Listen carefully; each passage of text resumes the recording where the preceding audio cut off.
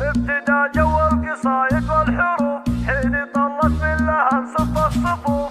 ابتدى جو القصايد والحروف حين طلت من لها صف الصفوف. من مهابتها لها يطيب الوقوف لأنها تشمخ على رؤوس المعال. أقبلت أم العريس ونورت أم تركيا الجماهير احضرت وبالفخر والعز والله صدرت وزينت بحضورها أحلى الليال. أم تركي تستحق من القصيد شي غير وشي خيالي وجديد لأن كل وصف بها نادر فريد كمل الله وصفها بخير الخصال. افرحي يا أم تركي الغالية واسعدي جعل السعادة عالية واشمخي الطيبة والوافية لأجلك الليلة نقيم الكرنفال وافخري في محفل ابنك لك فخر. العريس محمد العالي القدر محمد اللي لك شموخ معتبر. ارفع الراس بكفو شيخ الرجال محمد ابن العز نسل الطيبين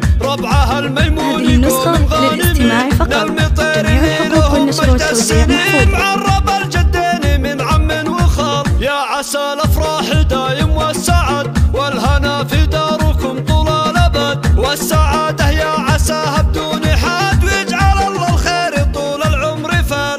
ابتدى جو القصايد والحروف حين طلت من لها صف الصفوف. من مهابتها لها يطيب الوقوف لأنها تشمخ على رؤوس المعال. أقبلت أم العريس ونورت أم تركيا الجماهير احضرت وبالفخر والعز والله صدرت وزينت بحضورها أحلى الليال. أم تركي تستحق من القصيد شي غير وشي خيالي وجديد لأن كل وصف بها نادر فريد كمل الله وصفها بخير الخصال. افرحي يا أم تركي الغالية واسعدي جعل السعادة عالية واشمخي الطيبة والوافية لأجلك الليلة نقيم الكرنفال وافخري في محفل ابنك لك فخر. العريس محمد العالي القدر محمد اللي لك شموخ معتبر.